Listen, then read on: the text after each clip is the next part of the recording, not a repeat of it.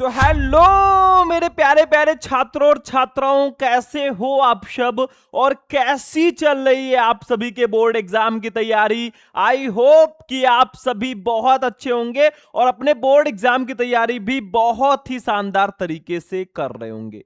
तो जितने भी हमारे स्टूडेंट इस बार हैं क्लास 12 में और जिनको 2027 बोर्ड में इंग्लिश का पेपर देना है ना, उनके लिए आज का ये क्लास सबसे ज्यादा इंपॉर्टेंट है। बहुत सारे हमारे स्टूडेंट कमेंट कर रहे थे, सर आप क्लास 12 इंग्लिश के पूरे बुक के ऐसे मोस्ट इंपॉर्टेंट क्वेश्चन आंसर को लेकर आइए ना, जो हमारे बोर्ड एग्जाम में लगातार पूछे जाते हो और 2027 बोर्ड में भी पूछे जाएं। तो आज मैं आपके लिए लेकर आया हूं क्लास 12 इंग्लिश के पूरे बुक के टॉप 10 यानी कि 10 ऐसे मोस्ट इंपॉर्टेंट क्वेश्चन आंसर को ना, जो आपके बोर्ड एग्जाम में लगभग हर साल पूछे जाते हैं और इस बार भी आपके बोर्ड एग्जाम में ये पूछे जा सकते हैं। इसके 95% चांसेज हैं। ये क्लास आप बिल्कुल भी मिस मत करना, क्योंकि इस क्लास में मैं आपको ना क्लास 12 इंग्लिश के चैप्टर 1 से लेकर, देखो चैप्टर 1 से लेकर चैप्टर 5 तक जितने भी इंपॉर्टेंट क्वेश्चन है ना, सबको मैं इस वीडियो में बताने वाला हूं। यह क्लास सबसे ज्यादा स्पेशल है और इस क्लास को देखने के बाद ना आपका समझ लीजिए कि 15 नंबर तक इंग्लिश में कंप्लीट हो सकता है। बस ये 10 क्वेश्चन आप लोग पढ़ लेना। ये कोई ऐसे वैसे क्वेश्चन नहीं है भैया। मैंने previous year papers, question bank सबको एनालाइज करके मैं ये क्वेश्चन लेकर आया हूं। ये मैं नहीं बोलता, ये रिकॉर्ड बोलता है। बार बार ये क्वेश्चन आपके बोर्ड एग्जाम में आते हैं।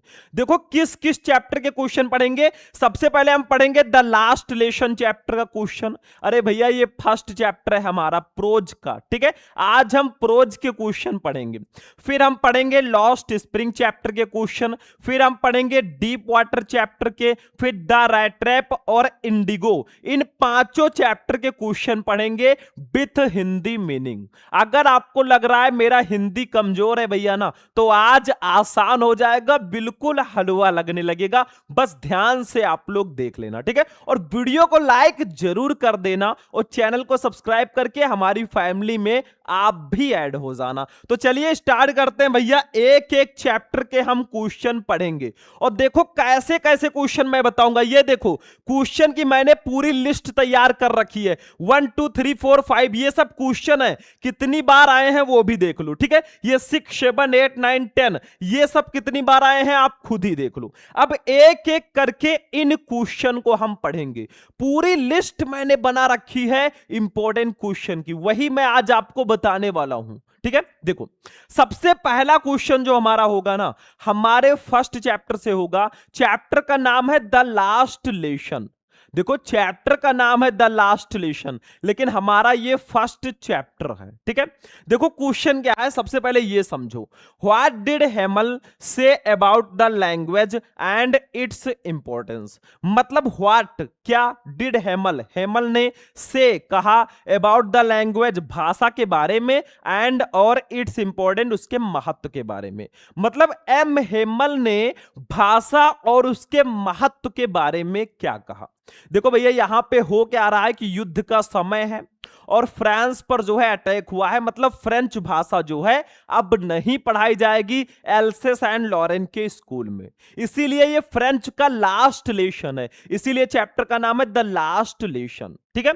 तो एम हेमल जो है ना, हेमल जी जो है ये फ्रेंच के टीचर हैं, ठीक है। अब ये बच्चों को छोड़ के जाने वाले हैं क्योंकि अब स्कूल में जो है फ्रेंच नहीं पढ़ाई जाएगी, ठीक है। इसीलिए तो देखो what did Hamel say about the language and its important. मतलब हेमल ने भाषा और उसके महत्व के बारे में क्या कहा, ठीक है। अब देखो उन्होंने कहा क्या, देखो ध्यान से। एम हेमल टोल्ड, बताया देम उन्हें, दैट की French, French was the most beautiful, यानी कि सबसे सुंदर लैंग्वेज भाषा है इन द वर्ल्ड, संसार की। यानी कि एम हेमल ने बताया कि फ्रेंच जो है दुनिया की सबसे खूबसूरत भाषा थी। क्यों? क्योंकि भाई अब फ्रेंच नहीं पढ़ाया जाएगा, इसीलिए थी यूज कर दिया गया। मतलब एम हेमेल ने कहा कि फ्रेंच जो है ये दुनिया की सबसे खूबसूरत भाषा थी। जैसे हम लोगों का भाई हिंदी है तो हम लोग हिंदी को सबसे खूबसूरत बोलेंगे, इंग्लिश तो अंग्रेजों ने दे दिया भाई। ठीक है, आगे देखो, उन्होंने और भी कहा, कुछ और भी तारीफ किया, वो भी सुनो ध्यान से। देखो, इट वाज, ये थी द क्लियरेस्ट, स्पष्ट एंड द मोस्ट लॉजिकल, और सबसे तार्किक लैंग्वेज भाषा। उन्होंने ये भी कहा कि ये सबसे स्पष्ट और सबसे तार्किक भाषा है। ठीक है, ये भी उन्होंने कहा कि ये सबसे स्पष्ट है और सबसे तार्किक है। मतलब वो जो है तारीफ कर रहे हैं, क्योंकि फ्रेंच जो है उनकी मातृ भाषा है। इसका पीडीएफ भी मैं आपको दे दूंगा, टेंशन मत लेना। पहले क्वेश्चन को ध्यान से आप समझ लो, पहले क्वेश्चन पर ध्यान दो भाई, पीडीएफ तो आपको मिल ही जाएगा। ठीक है, अगर हमें सपोर्ट करते रहेंगे। आगे देखो, ही आस्क्ड देम, उन्होंने उनको बताया, टू गॉड इट, इसकी रक्षा करें, अमॉन्ग देम, अपने बीच, एंड नेवर फॉरगेट इट, और कभी ना भूलें। मतलब उन्होंने कहा कि आप अपने भाषा की रक्षा करें और इसको कभी ना भूलें। उन्होंने कहा कि आप अपने बीच इसकी रक्षा करें और इसको कभी ना भूलें। किसको? फ्रेंच भाषा को। ठीक है, मतलब वो तारीफ कर रहे हैं, बच्चों को समझा भी रहे हैं कि अपने बीच इसकी रक्षा करो इस भाषा की, और इसको कभी भूलो मत। आगे देखो क्या है, ही गेव, उन्होंने दिया, ए रीजन, एक कारण, आल्सो भी, व्हेन, जब, पीपल, लोग, बियर इंस्लेव्ड, यानी कि गुलाम थे।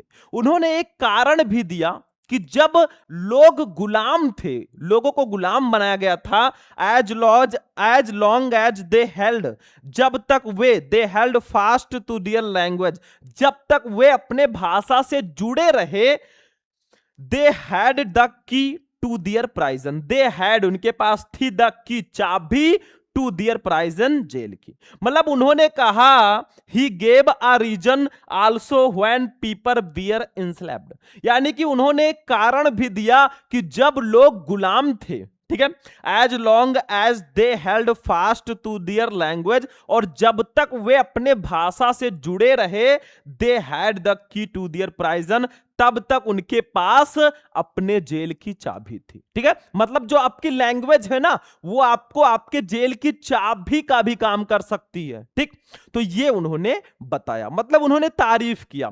तो एक बार मैं फिर से आपको समझाना चाहूंगा ताकि अच्छे से समझ जाओ, फिर हम सेकंड क्वेश्चन पे चलेंगे।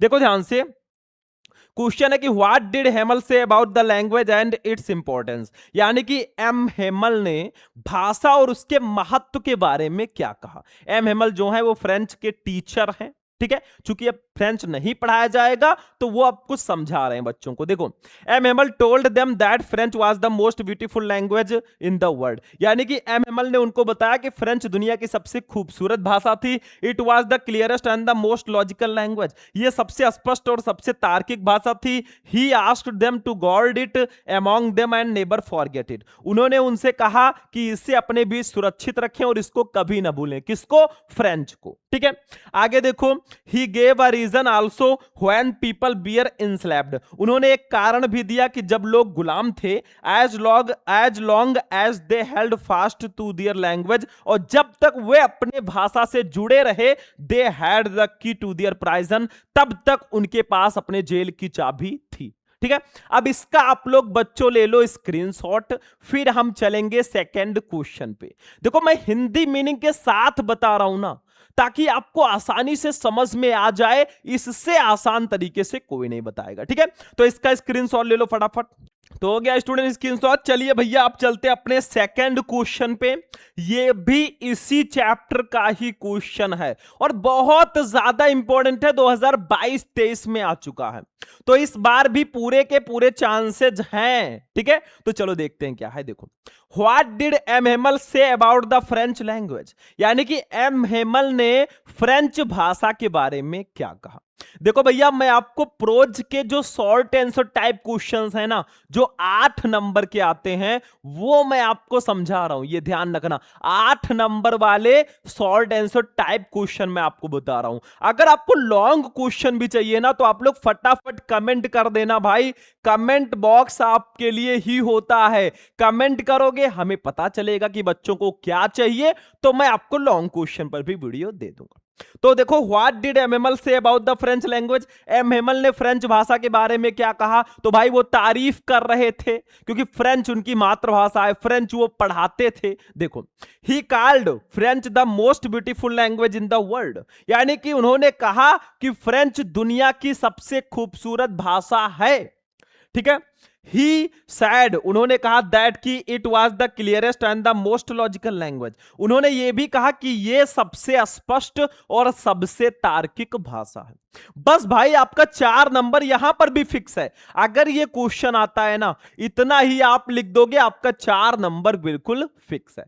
समझ में आ रहा है ना? बहुत आसान है भाई। इंग्लिश को अगर आप लोग समझोगे ना कि सर इंग्लिश में बहुत कमजोर हैं, इंग्लिश हमें नहीं आता, तो जितना आप कमजोर समझोगे ना, इंग्लिश आपको उतना ज्यादा कमजोर बना देगी।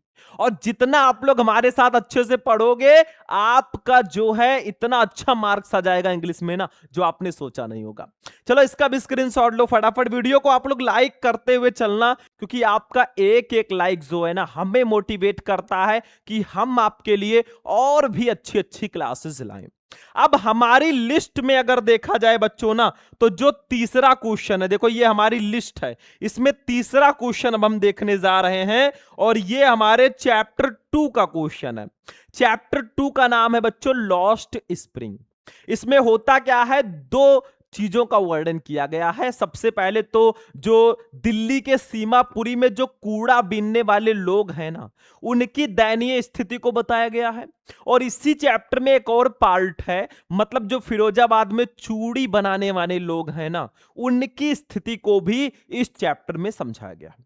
तो ये जो क्वेश्चन है ना, ये हमारा है कूड़ा बीनने वाले लोगों की स्थिति से रिलेटेड। देखो क्या है बच्चों, तीसरा, why did children in Seemapuri stay barefoot, यानी कि व्हाई, क्यों, डिड चिल्ड्रेन, बच्चे, इन सीमापुरी, सीमापुरी में स्टे बेयरफुट मतलब नंगे पैर रहते थे। सीमापुरी में बच्चे नंगे पैर क्यों रहते थे? सीमापुरी कहां है? ये दिल्ली में स्थित है भाई। दिल्ली में एक क्षेत्र है ना, जहां पे कूड़ा बीनने वाले लोग हैं, रैग पिकर्स हैं, जो कूड़ा बीन बीन के अपनी दिनचर्या को चलाते हैं। ठीक है। तो आखिर वहां बच्चे नंगे पैर क्यों रहते थे? अरे भाई, क्यों रहेंगे? उनके पास पैसे नहीं थे। ठीक है। देखो, the lack of money is valid explanation, यानी कि द लैक ऑफ मनी, जो पैसे की कमी है, इज वैलिड एक्सप्लेनेशन, एक वैध स्पष्टीकरण है या फिर एक वैध वजह है।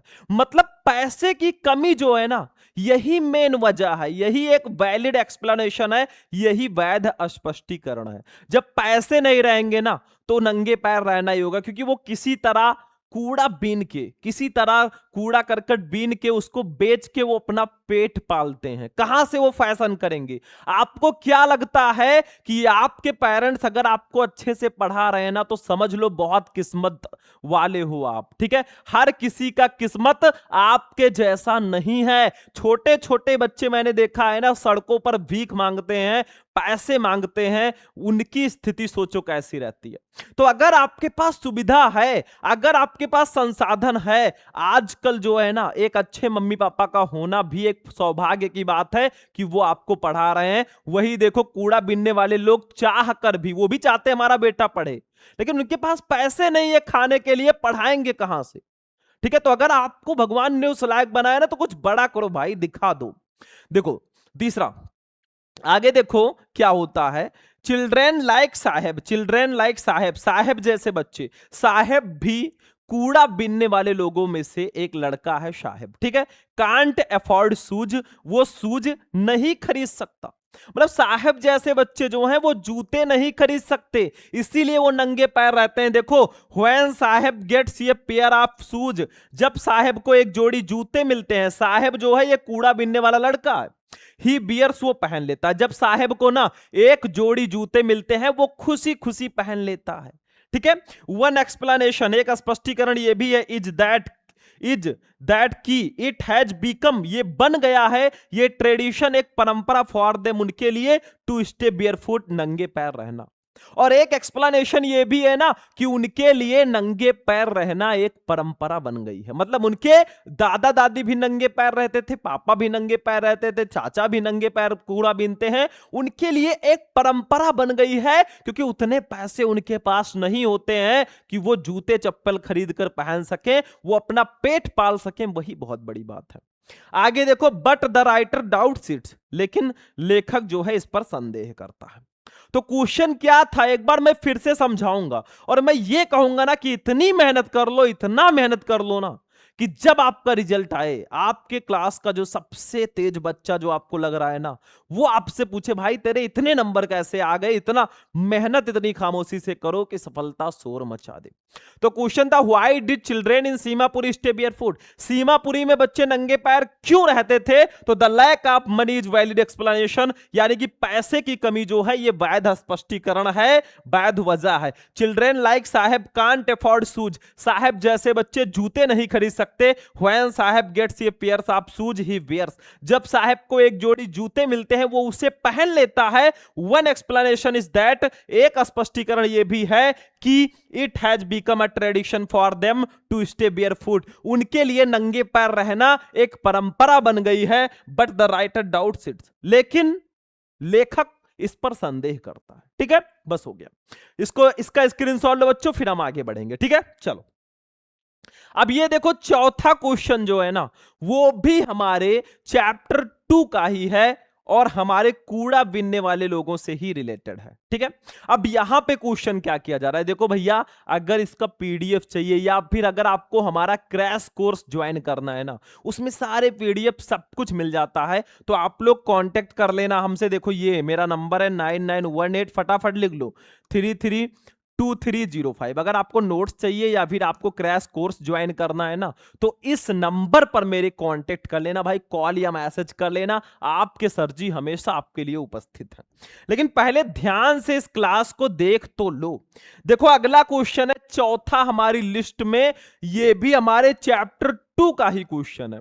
देखो ध्यान से क्या है, What do the inhabitants of Seemapuri do for their survival, यानी कि what do the inhabitants, निवासी क्या करते थे आप सीमापुरी के do for their survival, अपने जीवन यापन के लिए। मतलब सीमापुरी के निवासी अपने जीवन यापन के लिए क्या करते हैं भाई, वो अपनी जीविका चलाने के लिए, अपने बीवी बच्चों को पालने के लिए वो क्या करते हैं सीमापुरी के निवासी जो हैं। ठीक है, क्या करते हैं, कूड़ा बीनते हैं भाई। देखो ध्यान से, पहले सोचो सीमापुरी है क्या। देखो Seemapuri is a slum area, एक झुग्गी बस्ती वाला क्षेत्र है, located in the east Delhi, यानी कि पूर्वी दिल्ली में, डिस्ट्रिक्ट ऑफ दिल्ली, दिल्ली जिले के, इंडिया यानी कि भारत। तो सीमापुरी भारत के दिल्ली जिले के पूर्वी दिल्ली में स्थित एक झुग्गी बस्ती वाला क्षेत्र है। मतलब एक जो है ऐसी बस्ती है ना, झुग्गी बस्ती वाला, मतलब ऐसे टूटे फूटे घर हैं, तिरपाल लगा हुआ है, पल्लियां लगी हुई हैं और वहीं पे लोग रहते हैं, ऐसी वो जगह है।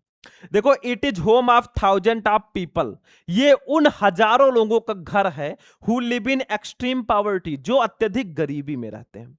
तो ये उन हजारों लोगों का घर भी है जो अत्यधिक गरीबी में रहते हैं, बहुत ज्यादा वहां पे गरीबी है भाई, वहां पे पानी जाने के लिए जगह नहीं है, नालियां नहीं है, कुछ भी नहीं है, बस लोग किसी तरह रह रहे हैं।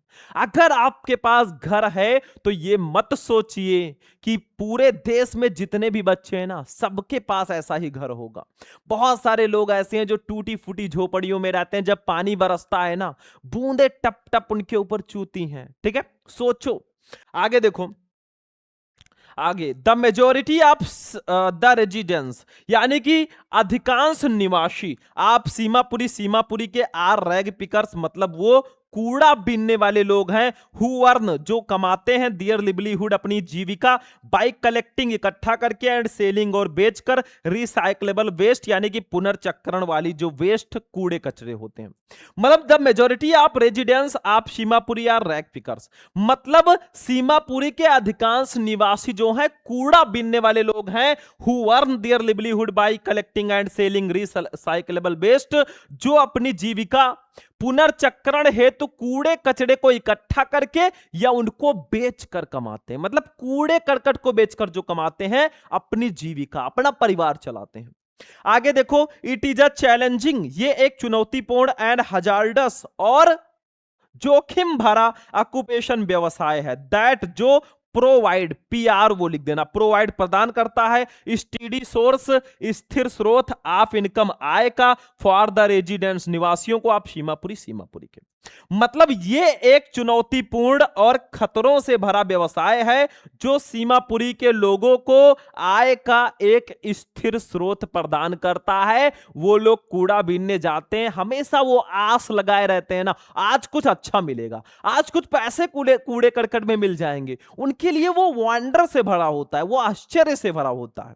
ठीक है, चलो एक बार फिर से मैं रिवाइज करूंगा। देखो, what do the inhabitants of Seemapuri do for their survival, यानी कि सीमापुरी के निवासी अपने जीवन यापन के लिए क्या करते थे। तो देखो, Seemapuri is a slum area located in the east Delhi district of Delhi, India, यानी कि सीमापुरी भारत के दिल्ली जिले के पूर्वी दिल्ली में स्थित एक झुग्गी बस्ती वाला क्षेत्र है। It is home of thousand of people who live in extreme poverty, ये उन हजारों लोगों का घर है जो अत्यधिक गरीबी में रहते हैं। The majority of the residents of Seemapuri are rag pickers, यानी कि सीमापुरी के अधिकांश निवासी जो हैं वो कूड़ा बीनने वाले लोग हैं, who earn their livelihood by collecting and selling recyclable waste, जो अपनी जीविका पुनर्चक्रण हेतु जो कचरे होते हैं उनको इकट्ठा करके या उनको बेचकर कमाते हैं। It is a challenging and hazardous occupation, ये एक चुनौतीपूर्ण और खतरों से भरा, जोखिमों से भरा व्यवसाय है, that provides steady source of income for the residents of Seemapuri, जो सीमापुरी के निवासियों को आय का एक स्थिर स्रोत प्रदान करता है। क्या? कूड़ा करकट। ठीक है, बस हो गया। तो इसका भी स्क्रीनशॉट लो, फिर 5 नंबर क्वेश्चन देखेंगे। तो हो गया स्टूडेंट स्क्रीनशॉट। चलिए भैया अगला क्वेश्चन देखेंगे।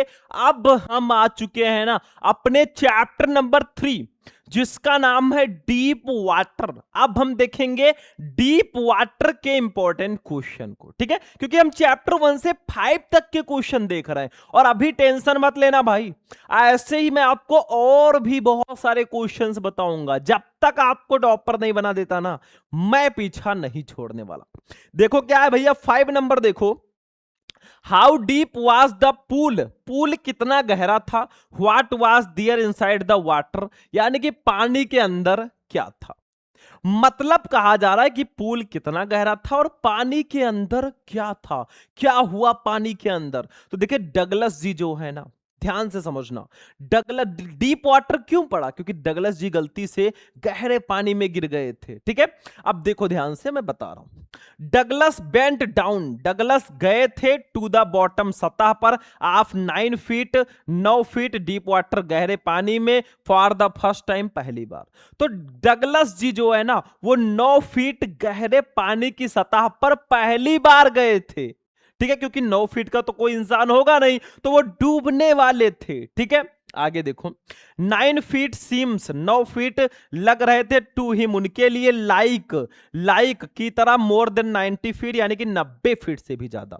तो 9 फीट उनको 90 फीट से भी ज्यादा प्रतीत हो रहे थे। मतलब भाई जब अपनी हाइट से ज्यादा पानी हो जाएगी ना, तो वो 9 फीट है कि 10 फीट है वो मायने नहीं रखता, आप डूब चुके हैं। ठीक है, आगे देखो ही ग्रू पैन की, वो घबरा गए, बिफोर, इससे पहले, he could touch the bottom, वे सतह को छूते, इससे पहले वो सतह को छूते, नीचे जो जमीन है, his lungs were about to burst, उनके फेफड़े जो हैं वो फटने वाले थे, ऐसा लग रहा था। ही फेल्ट पैरालाइज्ड, उनको ऐसा महसूस हुआ कि लकवा मार गया है, मतलब उनको पैरालिसिस हो गया है, ऐसा उनको प्रतीत हुआ। ठीक है, he was buried in the water, वो पानी में डूब ही चुके थे लगभग। ठीक है, हिज ब्रेथ वाज गॉन, उनकी सांसें थम गई, and terror overpowered his heart, और डर उनके दिल पर हावी हो गया। ठीक है, तो ये इसका आंसर होगा। मतलब ध्यान से समझो, एक बार मैं फिर से रिवाइज करूंगा। देखो, how deep was the pool, pool कितना गहरा था। What was there inside the water, यानी कि पानी के अंदर क्या था या क्या हुआ था। तो देखो, Douglas bent down to the bottom of 9 feet deep water for the first time. Douglas 9 feet गहरे पानी में गहरे पानी की सतह पर पहली बार गए थे। 9 feet seems to him like more than 90 feet, और 9 फीट उनको 90 फीट से भी ज्यादा प्रतीत हो रहे थे। ही ग्रीव पैनिकी, वो घबरा गए। Before he could touch the bottom, इससे पहले कि वो सतह को छूते। His lungs were about to burst, उनके फेफड़े जो हैं वो फटने वाले थे। ही फेल्ट पैरालाइज्ड, उनको लकवा मार गया। He was buried in the water, वो पानी में डूब गए। His breath was gone and terror overpowered his heart, उनकी सांसें थम गई और डर उनके हृदय पर हावी हो गया। ठीक है, हालांकि वो बच गए थे, लेकिन इतनी घटनाएं वहां पे हुई। चलो भाई, इसको भी नोट करो फटाफट। चलो, हो गया। चलो अगला क्वेश्चन देखो भाई। अब जब डगलस जी डूबने वाले थे ना, किसी तरह बच गए, तो अब उन्होंने सोचा भाई कि चलो हम तैरना सीखते हैं। किसी ट्रेनर से या इंस्ट्रक्टर से हम तैरना सीखेंगे। तैरेंगे नहीं भाई तो ऐसे कोई भी हमें पानी में ढकेल देगा और हम भाई वहीं पे डूब जाएंगे। तो अब वो तैरना सीखने वाले हैं। देखो, ये बहुत इंपॉर्टेंट क्वेश्चन है, 3 बार आ चुका है एग्जाम में। देखो, what did the instructor do to train Douglas, यानी कि प्रशिक्षक ने डगलस को ट्रेन यानी कि प्रशिक्षित करने के लिए क्या किया। प्रशिक्षक का मतलब जो तैराने वाला है, जो तैरना सिखाएगा, उसने जो है डगलस को ट्रेन करने के लिए यानी कि तैरना सिखाने के लिए क्या किया। देखो, बहुत इंपॉर्टेंट है, इसको पढ़ो। द इंस्ट्रक्टर, प्रशिक्षक, बिल्ट ये स्विमर, उन्होंने एक तैराक बनाया आउट ऑफ डगलस, डगलस को पीस बाय पीस मतलब धीरे धीरे।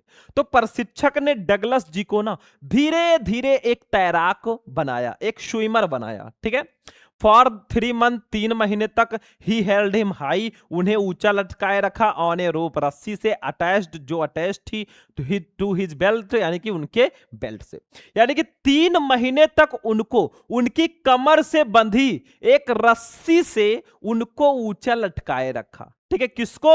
डगलस जी को। ठीक है, आगे देखो, ही बेंट बैक एंड फोर्थ, वो आगे पीछे क्रॉस द पूल, पूल के घूमता रहा, मतलब वो पूल के आगे पीछे घूमते रहे। ठीक है, आगे देखो, panic seize the author every time, यानी कि डर हमेशा लेखक के ऊपर हावी हो जाती थी। क्यों? क्योंकि वो पहले भाई एक बार बच चुके थे, लगभग वो डूबने वाले थे, किसी तरह बच गए थे। The instructor taught Douglas, instructor ने यानी कि प्रशिक्षक ने डगलस को सिखाया to put his face under water, यानी कि अपना चेहरा अंदर रखें, एंड एक्सहेल, और सांस को छोड़ें, and to raise his nose, और फिर अपने नाक को पानी से बाहर निकालें, एंड इनहेल, और सांस लें। मतलब प्रशिक्षक ने डगलस को सिखाया ना कि अपने चेहरे को अंदर करें और सांस को छोड़ें पानी के अंदर। ठीक है, और फिर अपने नाक को बाहर निकालें और सांस को लें, ऐसा कहा उन्होंने। ठीक है, then Douglas had to kick with his legs, फिर डगलस को अपने पैरों से किक मारना था, लात मारना था। फॉर मैनी वीक्स, कई हफ्तों तक, टिल दीज रिलैक्स, जब तक वो रिलैक्स ना हो जाए। फिर डगलस को ना अपने पैरों से किक मारना था जब तक कि उनके पैर जो हैं वो रिलैक्स ना हो जाए। फिर आगे देखिए, आफ्टर 7 मंथ्स, यानी कि 7 महीने बाद, द इंस्ट्रक्टर टोल्ड हिम, यानी कि प्रशिक्षक ने उनको कहा to swim the length of the pool, यानी कि उस पूरे पूल के लंबाई को तैरने के लिए कहा। और आखिर 7 महीने बाद ना, जब प्रशिक्षक को लगा कि डगलस जो है एकदम ट्रेन हो चुके हैं, तब उन्होंने डगलस जी को पूल की पूरी लंबाई को तैरने के लिए कहा। ठीक है, तो क्वेश्चन आपका था, what did the instructor do to train Douglas, यानी कि प्रशिक्षक ने डगलस को प्रशिक्षित करने के लिए क्या किया। तो the instructor built a swimmer out of Douglas piece by piece, यानी कि प्रशिक्षक ने डगलस को धीरे धीरे तैराक बनाया। For 3 month he held him high on a rope attach to his belt, 3 महीने तक 3 महीने तक उन्होंने उनके कमर में बंधी एक रस्सी के सहारे उनको ऊंचा लटकाए रखा। He bent back and forth across the pool, वो पूल के आगे पीछे घूमते रहे। Panic seize the author every time, डर हमेशा लेखक के ऊपर हावी हो जाता था। The instructor taught Douglas to put his face under water and exhale and to raise his nose and inhale. ठीक है, मतलब प्रशिक्षक ने डगलस को कहा कि अपने चेहरे को पानी के अंदर ले जाओ और सांस छोड़ो और फिर नाक को बाहर निकालकर सांस अंदर लो। ठीक है, then Douglas had to kick with his leg for many weeks till these relax. फिर डगलस को कई हफ्तों तक पैरों से किक मारना था जब तक कि वो रिलैक्स ना हो जाएं। After 7 months the instructor told him to swim the length of the pool, और 7 महीने बाद प्रशिक्षक ने उनको पूल की पूरी लंबाई तैरने को कहा। ठीक है, समझ में आ रहा है? एकदम आसान है, इसका भी स्क्रीनशॉट ले लो भाई। चलो अगला क्वेश्चन देख लो भैया। अब आते हैं chapter number 4 the rat trap पे। अब ये द रैट ट्रैप का क्वेश्चन है भाई। द रैट ट्रैप का मतलब चूहेदानी। यहां पे जो है ना फेरी वाला एक होता है, वो पैसे चुराकर किसान के भागता है और एक जंगल में भागता है। अब जंगल में वो भागते भागते ना उसको रास्ता ही नहीं मिलता बाहर जाने का। अब उसको ऐसा लगता है ना भाई कि हम सब चूहे हैं और ये पूरा जंगल एक चूहेदानी है, पूरा दुनिया एक चूहेदानी है और हम इसमें फंस चुके हैं। देखो, why did the peddler consider the world as a rat trap? Why did the peddler, फेरी वाले ने कंसाइडर माना द वर्ल्ड, संसार को एज अ रैट ट्रैप यानी कि चूहेदानी। तो आखिर फेरी वाले ने इस पूरे संसार को चूहेदानी क्यों माना, चूहेदानी क्यों कहा? तो देखो भैया, the peddler consider the whole world as a big rat trap, यानी कि फेरी वाले ने इस पूरे संसार को एक बड़ी चूहेदानी माना क्योंकि इट्स सोल पर्पस, इसका मुख्य उद्देश्य बीइंग टू सेट बेट्स, यानी कि चारा डालना है फॉर पीपल, लोगों का। उन्होंने बताया कि इसका जो मुख्य उद्देश्य है ना वो लोगों को चारा डालना है। जैसे चूहेदानी में कोई चीज खाने की हम लोग रख देते हैं तो चूहा लालच के कारण उस चूहेदानी में जाता है और फंस जाता है। वैसे ये भी कह रहे हैं कि ये दुनिया जो है ना वो हम लोग को चारा डाल रही है और जैसे ही हम फंसे हमको बंद कर लेगा चूहेदानी की तरह। आगे देखो, द जॉय एंड रिचेज, मतलब द जॉय एंड रिचेज यानी कि सुख और धन ऑफ दिस वर्ल्ड, संसार के, आर नथिंग, कुछ नहीं है, बट टेम्पटिंग बैट्स, एक लुभावना चारा है, एंड एनीवन, और जो कोई भी, हु इज टेम्पटेड, जो लुभाया जाता है, बाय देम, उनके द्वारा, वाज कैप्चर्ड, वो पकड़ लिया जाता है, बाय द रैट ट्रैप, चूहेदानी के द्वारा, which completely closed on him, जो कि पूरी तरह उनके ऊपर बंद हो जाती है। मतलब वो कहते हैं द जॉय एंड रिचेज, धन और सुख, of this world are nothing, वो इस दुनिया में कुछ भी नहीं है, बट टेम्पटिंग बैट्स, एक लुभावना चारा है, and anyone who is tempted bye them, जो कोई भी उनके द्वारा लुभाया जाता है, वाज कैप्चर्ड, वो बंद कर लिया जाता है, बाय रैट ट्रैप, चूहेदानी द्वारा, which completely closed on him, जो कि उसे पूरी तरह बंद कर देता है। अब एक बार मैं फिर से समझाता हूं। क्वेश्चन था, why did the peddler consider the world as a big rat trap, यानी कि चूहेदानी, जो फेरी वाला है उसने इस पूरे संसार को एक चूहेदानी क्यों माना? तो देखो, the peddler consider the whole world as a big rat trap, यानी कि फेरी वाले ने इस पूरी दुनिया को एक बड़ी चूहेदानी माना, it's sole purpose being to set baits for people, क्योंकि इसका मुख्य उद्देश्य लोगों को चारा डालना है।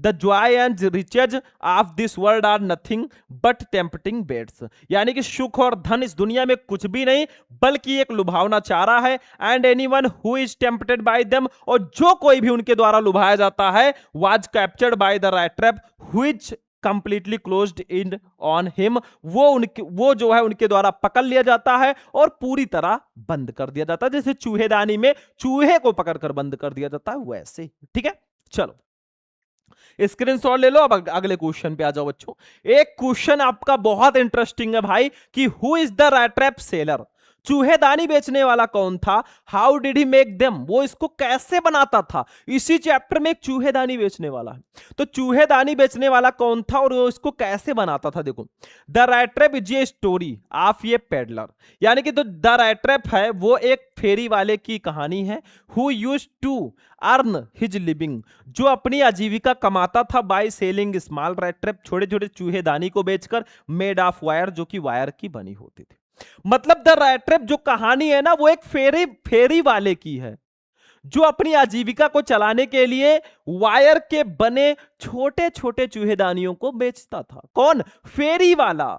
जब उसको भाई प्रॉफिटेबल नहीं लगा ना, तो वो जो है अभी चूहेदानी बेचना स्टार्ट कर दिया उसने। आगे देखो, since his business was not profitable, क्योंकि उसका जो व्यवसाय है वो ज्यादा प्रॉफिटेबल नहीं था, ज्यादा लाभदायक नहीं था। ही रिजॉर्टेड टू बेगिंग, तो उसने भीख मांगना शुरू किया, एंड पेटी थिवरीज, और छोटी मोटी चोरी करना शुरू किया।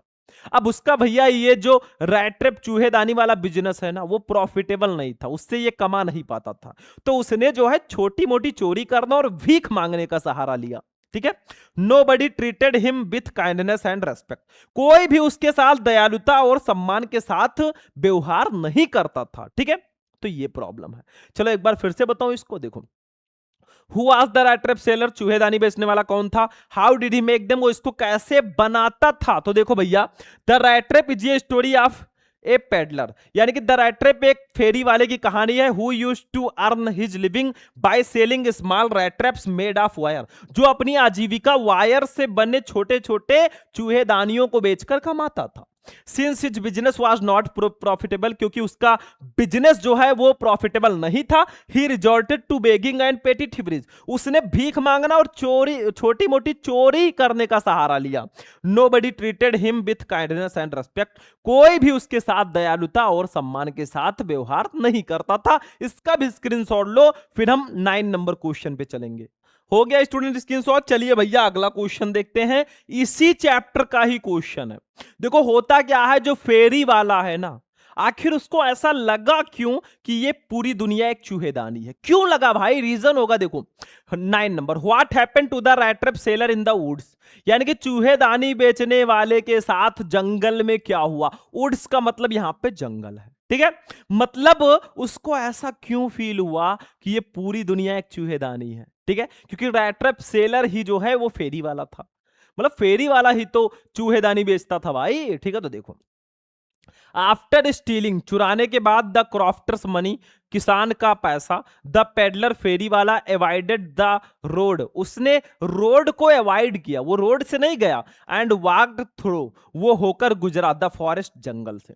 यानी कि किसान का पैसा चुराने के बाद जो फेरी वाला है ना, वो सड़क से नहीं गया, कहीं वो पकड़ न जाए, उसने जो है जंगल का सहारा लिया, वो जंगल से होकर जाने लगा। अब होता क्या है भाई, शून द नाइट फेल, जल्दी ही रात हो गई, and he could not find his way out, और उसे बाहर जाने का रास्ता नहीं मिल सका, उसको बाहर जाने का रास्ता ही नहीं मिल सका। He walked and walked without coming to the end of the wood, मतलब ही वॉक्ड और वॉक्ड, वो चलता गया विदाउट कमिंग, बिना आए, टू द एंड, अंत ऑफ द वुड, जंगल का, तो वो जंगल का अंत आए बिना ही ना चलता गया चलता जा रहा है। ठीक है, ही फाइनली रियलाइज दैट, उसने महसूस किया दैट कि ही was walking round and round the same spot, वो एक ही जगह पर बार बार चक्कर लगा रहा है, उसको ऐसा महसूस हुआ। ठीक है, this made him frustrated and tired, और इस घटना ने उनको निराश और थका हुआ बना दिया। ठीक है, now he realize that he had fallen into a rat trap, इसीलिए उनको एहसास हुआ, अब उनको एहसास हुआ कि सचमुच वो एक चूहेदानी में गिर गया है, ऐसा उनको लगा, क्योंकि वो जंगल से बाहर जा ही नहीं पा रहे थे, उसी जगह पे बार बार आकर रह जा रहे थे, इसीलिए। ठीक है, तो चलो फिर से एक बार बताता हूं,